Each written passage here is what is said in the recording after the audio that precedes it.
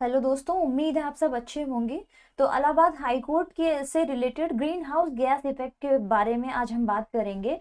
हरित गृह प्रवाह के बारे में आज का टॉपिक हमारा इलाहाबाद हाई कोर्ट के जो जूनियर असिस्टेंट स्टेनो या फिर ग्रुप डी से रिलेटेड जो भी एग्जाम्स आप दे रहे हैं उसके लिए सबसे महत्वपूर्ण टॉपिक है। तो चलिए शुरुआत करते हैं हम इस टॉपिक के साथ। और सबसे पहले डिस्कस करेंगे, हम ये बताएंगे कि ग्रीन हाउस इफेक्ट या ग्रीन हाउस प्रवाह क्या है। ठीक है, तो पृथ्वी पर ऊर्जा विद्युत चुंबकीय विकिरणों के रूप में पहुंचती है, जिसे क्या कहा जाता है, जिसे सौर ऊर्जा कहा जाता है। और यही सौर ऊर्जा जो होती है, ठीक है, ये परावैंगनी, ठीक है, दृष्टिगोचर विकिरण और अवरक्त किरणें होती हैं। ठीक है, इन तीनों को मिला के क्या कहा जाता है, इसे सौर ऊर्जा कहा जाता है। जिसमें से जो पराबैंगनी किरणें होती हैं, ये किरणें जो होती हैं ये क्या करती हैं, ये ओजोन मंडल कहाँ होता है, ओजोन मंडल होता है हमारा संताप मंडल में। ठीक है, ओजोन मंडल में ये अवशोषित हो जाती है, मतलब वहां पर ये एब्जॉर्ब हो जाती हैं। और जो दृष्टिगोचर और अवरक्त किरणें होती हैं ये क्या करती हैं, ये पृथ्वी पर ऊष्मीय विकिरण के रूप में पहुंचती हैं।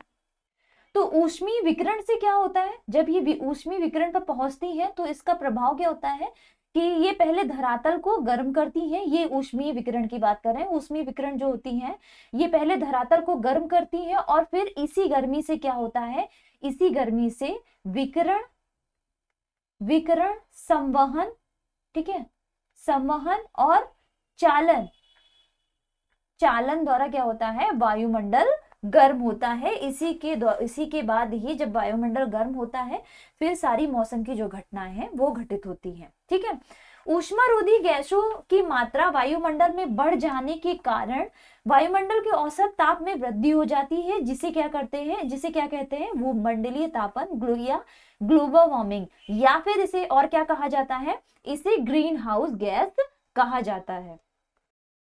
तो पहली लाइन क्या दी है कि ऊष्मारोधी गैसों द्वारा वायुमंडल में बढ़ जाने के कारण, मतलब कि जैसे कि जो सूर्य की जो ऊष्मा होती है, ठीक है, सूर्य की ऊष्मा से गर्म होने के बाद जब पृथ्वी जो ठंडी होने लगती है तब ये ऊष्मा जो होती है वो पृथ्वी से बाहर जाने लगती है। लेकिन होता क्या है कि जो ये कार्बन डाइऑक्साइड गैसेस हैं, ठीक है, कौन सी गैसेस होती हैं हमारी ये ग्रीन हाउस गैसेस में, जैसे कि कार्बन डाइऑक्साइड, ठीक है, कार्बन डाइऑक्साइड गैस होती है, या फिर ये मीथेन, नाइट्रस ऑक्साइड, जल वाष्प, ठीक है, ये जो ऊष्मारोधी जो गैसें होती हैं इसका जो होती है कुछ भाग जो है ये क्या कर लेती हैं, अब्सॉर्ब कर लेती हैं, यानी कि अवशोषित कर लेती हैं।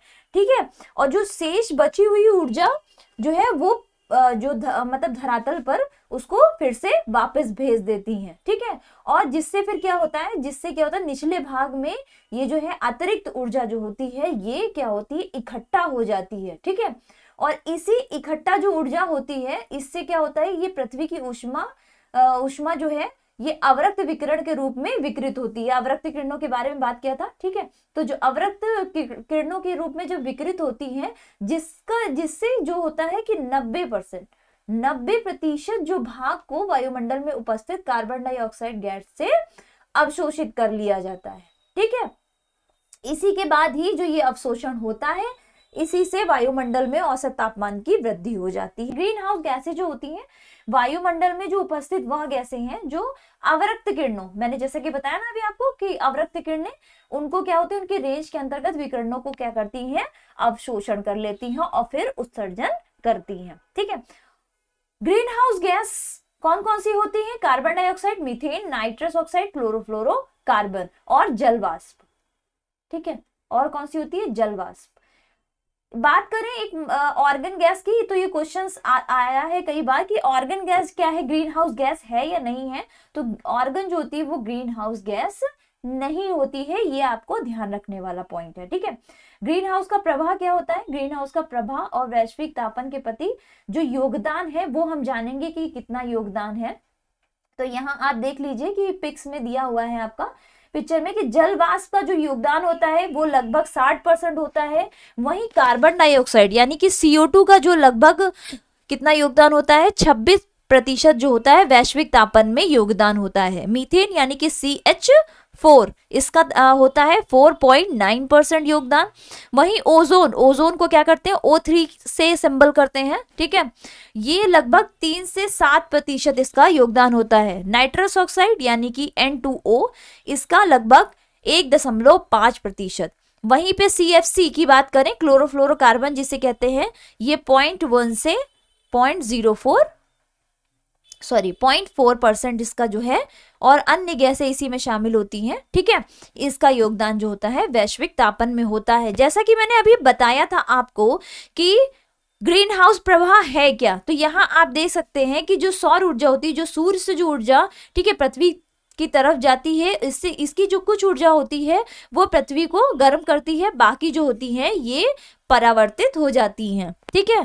फिर जो अवरक्त किरणें होती हैं, ठीक है, ये बाहर जाती हैं, अवरक्त किरणों के रूप में जो किरणें आती हैं वो बाहर जाती हैं, और कुछ जो होती हैं वो ग्रीन हाउस गैस द्वारा जो होती हैं अवशोषित कर ली जाती हैं, ठीक है, अब्जॉर्ब कर ली जाती हैं, ठीक है।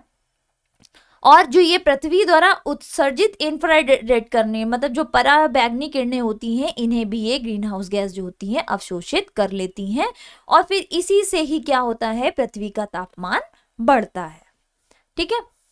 ये है हमारा ग्रीन हाउस प्रभाव। अच्छा, ग्रीन हाउस के बारे में एक चीज और जानने की जरूरत है कि जो ग्रीन हाउस गैस होती हैं ये एक नेचुरल प्रोसेस होता है, ठीक है, ये आपको जानने की जरूरत है कि ये एक नेचुरल प्रोसेस होता है, ठीक। ग्रीन हाउस प्रभाव के कारण के बारे में आज हम डिस्कस करेंगे। तो ग्रीन हाउस गैस के क्या क्या कारण होते हैं, तो कार्बन डाइऑक्साइड गैस जो होती हैं ये धरती पर हानिकारक भी होती हैं और लाभदायक भी होती हैं। अच्छा, हानिकारक और लाभदायक कैसे होती हैं, तो ये किस तरह से होती हैं, जैसे कि मतलब पौधे जो कार्बन डाइऑक्साइड जो है ये क्या करते हैं, पौधे ग्रहण करते हैं, ठीक है।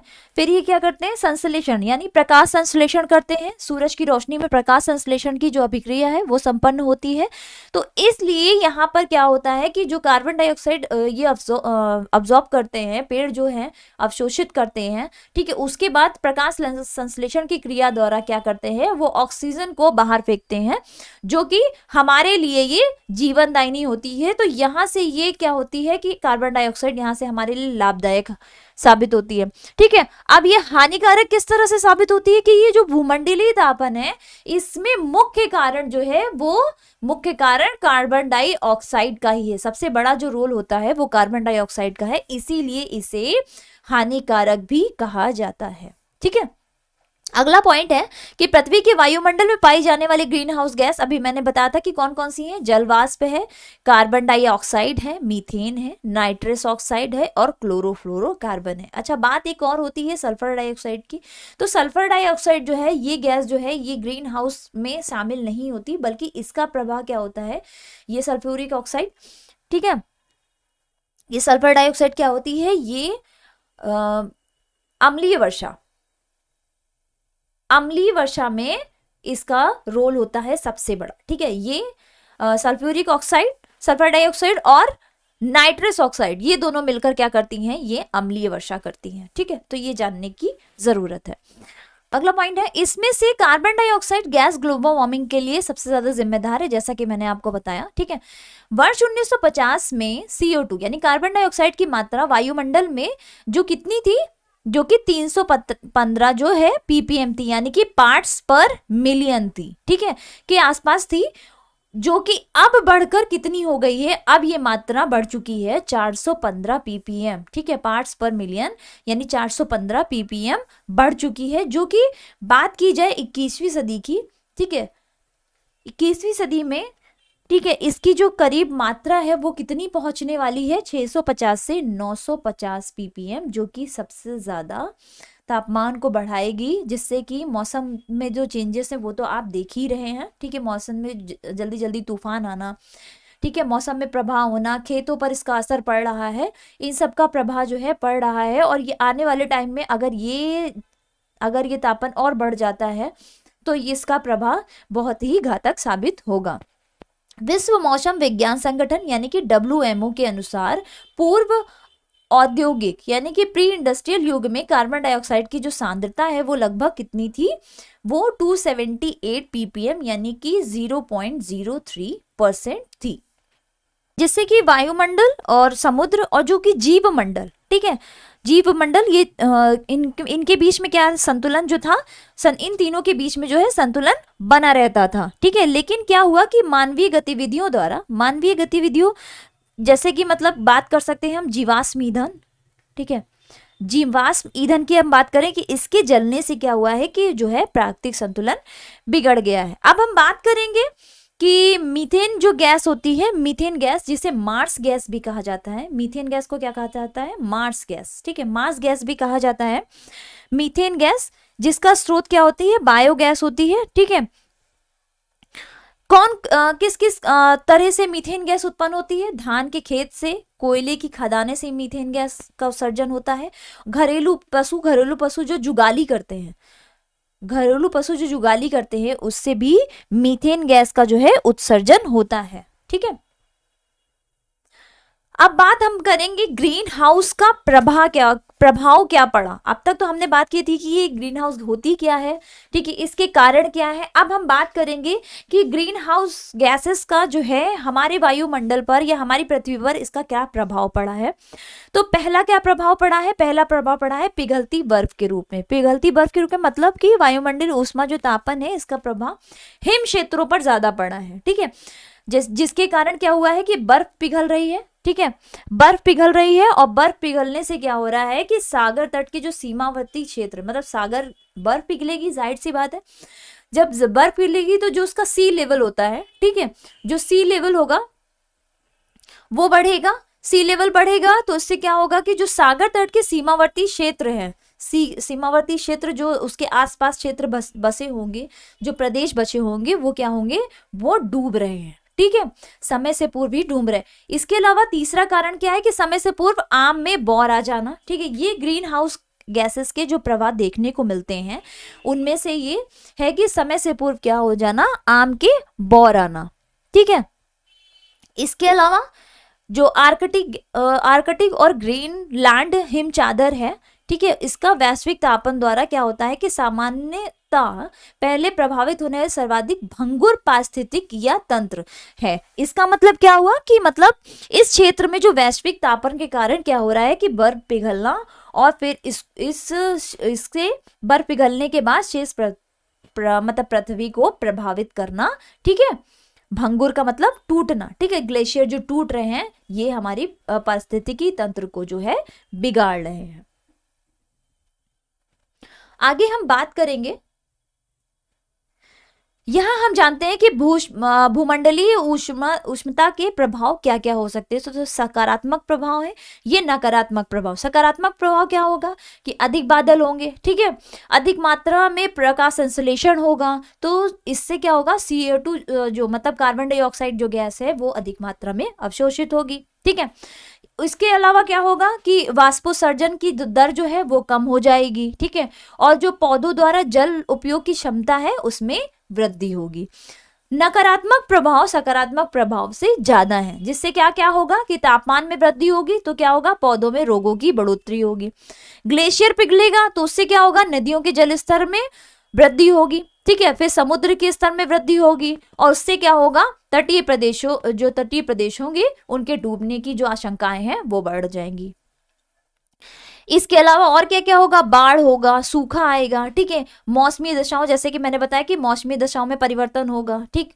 उसके अलावा जैव विविधता को नुकसान होगा, फिर फसल उत्पादकता में कमी आएगी। मैंने बताया था कि खेतों में, ठीक है, अगर मौसम बदलेगा तो मौसम के हिसाब से जिस तरह से खेती की जाती है उस पे फर्क पड़ेगा, जो कि अब दिखना शुरू भी हो गया है कि जब मतलब जब सावन होता है, सावन में अधिकतर बारिश होती है, उस टाइम पर जो खेतों में जो है वो धान की खेती की जाती है इस टाइम पर, लेकिन इस बार क्या हुआ कि बारिश नहीं हुई, ठीक है। और इसका प्रभाव क्या हुआ कि उस टाइम पे तो लोगों ने सिंचाई करके किसी तरह से उसको, धान की जो खेती थी उसको किसी तरह से बचाने की कोशिश की, लेकिन क्या हुआ, सावन के बाद जो अधिक बारिश हुई उससे क्या हुआ, अधिक पानी, बहुत ज्यादा पानी मिल जाने से भी खेती बर्बाद हुई, केलों की खेती बर्बाद हुई, ठीक है। ये प्रभाव इसका पड़ा और भारी आर्थिक क्षति। जाहिर सी बात है कि जब धान आपका खराब होगा, ठीक है, खेतों में धान प्रभावित होगा या फिर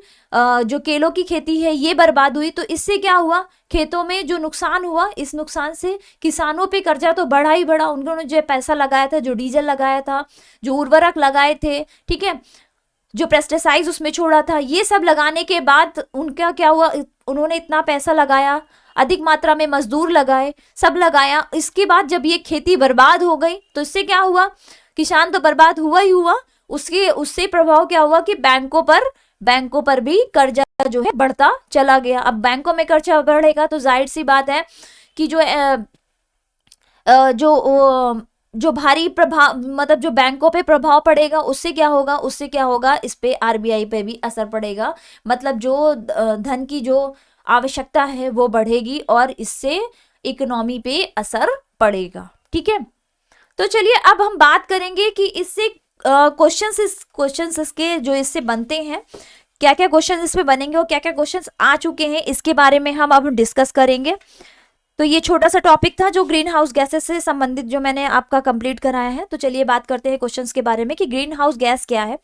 तो इसके बारे में जानेंगे, गैसों के वायुमंडल में जमा होने वाले पृथ्वी के वातावरण का है कि अम्लीय वर्षा है कि काली वर्षा है या उपयुक्त में से कोई नहीं। तो इसका उत्तर क्या हो जाएगा, इसका उत्तर हो जाएगा ऑप्शन नंबर ए। अच्छा, ग्रीन हाउस गैसों की संकल्पना की थी, किसने की थी, सीसी पार्क ने, JNS जेफर्स ने, या जोसेफ फोरियर ने, या फिर एल जॉबलर ने। इसके बारे में मैंने लिखा है बट मैं डिस्कस नहीं कर पाई, ठीक है। तो जोसेफ फोरियर ने ग्रीन हाउस गैसेस के बारे में, ठीक है, इसकी संकल्पना दी थी। और कब दी थी, 1824 में, 1824 ईस्वी में इसकी संकल्पना दी थी। अगले क्वेश्चन की तरफ बढ़ते हैं। पर्यावरण में ग्रीन हाउस गैस में वृद्धि होती है किसके कारण, कार्बन मोनोऑक्साइड के कारण, कार्बन डाइऑक्साइड के कारण, ऑक्सीजन के कारण, या फिर उपर्युक्त में से कोई नहीं। तो इसका उत्तर क्या हो जाएगा, इसका उत्तर हो जाएगा ऑप्शन नंबर बी, ठीक है, ऑप्शन नंबर बी, यानी कि कार्बन डाइऑक्साइड के कारण जो है ग्रीन हाउस गैस प्रवाह में वृद्धि होती है। निम्नलिखित में से कौन सी प्राकृतिक रूप से पाए जाने वाली ग्रीन हाउस गैस सर्वाधिक ग्रीन हाउस इफेक्ट करती है। जैसा कि मैंने बताया था आपको कि कार्बन डाइऑक्साइड जो है वो ग्रीन हाउस इफेक्ट जो है वो अत्यधिक करती है, जिसको CO2 से हम इंडिकेट करते हैं, ठीक है। ग्रीन हाउस गैसों में मुख्य घटक होता है कार्बन डाइऑक्साइड, मीथेन, ठीक है, नाइट्रस ऑक्साइड या फिर ओजोन। तो और इसके अलावा उत्तर है कि उपर्युक्त में से कोई नहीं या उपर्युक्त में से एक से अधिक। तो इसका उत्तर हो जाएगा option number C, sorry option number E, ठीक है, ऑप्शन नंबर ई। तो इसमें कौन कौन सी गैसेस होती हैं, कार्बन डाइऑक्साइड यानी कि CO2, ठीक है, मीथेन यानी कि CH4, इसके अलावा नाइट्रस ऑक्साइड यानी कि N2O, ठीक है। इसके अलावा और कौन कौन सी होती है, मीथेन होती है, मीथेन और ओजोन गैस, ठीक है, ओजोन को O3, ओजोन गैसेस शामिल होती है। निम्नलिखित में से कौन पदार्थ सर्वाधिक तापन उत्पन्न करने में योगदान नहीं करता है, यहां पे बात हो रही है कि नहीं करता है, सल्फर तथा नाइट्रोजन के ऑक्साइड, मीथेन, कार्बन डाइऑक्साइड या जलवाष्प। तो जैसा कि आपको पता है कि CO2 करती है, ठीक है, मीथेन CH4 ये भी करती है, जलवाष्प भी करती है, लेकिन सल्फर और नाइट्रोजन, ठीक है, सल्फर और नाइट्रोजन के जो ऑक्साइड हैं ये ग्रीन हाउस तापन में प्रभाव नहीं डालते हैं। हमारे वायुमंडल में जो नाइट्रोजन ऑक्साइड है वो लगभग कितनी पाई जाती है, 78% जो है वायुमंडल में पाई जाती, जबकि सल्फर डाइऑक्साइड जो होती है ये, इसका प्रभाव क्या होता है, ये अम्ल वर्षा में प्रभावित करती है नाइट्रस ऑक्साइड के साथ मिलकर। गैस जो धान के खेत में उत्सर्जित होती है तथा भूमि के तापमान में वृद्धि करती है वह है मीथेन, ठीक है, मीथेन यानी कि CH4, CH4 जो है वो धान के खेत से उत्सर्जित होती है। निम्न में से कौन हरित गैस नहीं है? तो कार्बन डाइऑक्साइड, सल्फर डाइऑक्साइड या फिर मीथेन। तो सल्फर डाइऑक्साइड, जैसा कि मैंने बताया था कि सल्फर डाइऑक्साइड और नाइट्रस ऑक्साइड जो होती है ये अम्ल वर्षा में प्रभावित करती हैं, ना कि हरित गृह गैस है। ठीक है, ऑप्शन नंबर बी। अगले क्वेश्चन की तरफ बढ़ते हैं। निम्नलिखित में से कौन सा सावित्रिक तापन यानी कि ग्लोबल वार्मिंग के लिए उत्तरदायी है? मीथेन, कार्बन डाइऑक्साइड, जलवाष्प या उपयुक्त सभी। तो इसका उत्तर हो जाएगा ऑप्शन नंबर डी यानी कि सभी। इनमें से कौन हरित गृह गैस नहीं है? CH4 यानी कि मीथेन, CFC यानी कि क्लोरोफ्लोरोकार्बन, CO2 यानी कि सल्फर डाइऑक्साइड या N2O नाइट्रस ऑक्साइड। तो उत्तर हो जाएगा हरित गैस कौन सी नहीं है? तो ऑप्शन नंबर सी जो है ये हरित गैस नहीं है। मीथेन निम्न में से किससे निकलती है? धान के खेत से निकलती है, दीमक की बाम्बी से निकलती है, ए और बी दोनों होंगी या उपयुक्त में से कोई नहीं। तो इसका उत्तर हो जाएगा ऑप्शन नंबर सी। ठीक है, दीमक की बाम्बी और धान के खेत दोनों से ही मीथेन गैस उत्सर्जित होती है। जुगाली करने वाले पशुओं में जिस ग्रीन हाउस गैस का निस्सरण होता है वो कौन सी है? मीथेन है। ठीक है, CH4 जो है वो जुगाली करने वाले पशुओं से निकलती है। निम्नांकित में से कौन एक सर्वाधिक भंगुर पारिस्थितिक तंत्र है जो वैश्विक तापन द्वारा सबसे पहले प्रभावित होगा? आर्कटिक एवं ग्रीन लैंड हिमचादर, अमेजन वर्षावन, टैगा या भारतीय मानसून। तो जैसा हमने बताया था कि आर्कटिक और ग्रीनलैंड की जो ग्रीनलैंड के जो ग्लेशियर है वो सबसे पहले प्रभावित होते हैं, जिसका असर होता है वो बर्फ पिघलना शुरू हो जाती है। ठीक है, वैश्विक ऊष्मन के फलस्वरूप निम्न में से किसकी बारंबारता और प्रचंडता बढ़ रही है? केवल चक्रवात, केवल तूफान, केवल बवंडर या सभी। तो बात करें उत्तर की तो ये सभी है। ठीक है, जो ग्लोबल वार्मिंग है इससे क्या क्या असर पड़ रहा है? इससे चक्रवात भी आ रहे हैं, जल्दी जल्दी आ रहे हैं, जो 3-4 सालों में आते थे वो जल्दी जल्दी आना शुरू हो गए हैं। तूफान आ रहे हैं, बवंडर जो है इनका भी असर बढ़ चुका है। तो ये था ग्रीन हाउस गैसेस के बारे में मैंने आपसे डिस्कशन किया था। ठीक है, इससे संबंधित जो क्वेश्चंस थे जो पूछे जा सकते हैं या पूछे गए हैं, इन सभी क्वेश्चंस के बारे में डिस्कशन आपसे किया। तो मिलते हैं अगले टॉपिक के साथ। So thank you so much for your support and thank you class करने के लिए।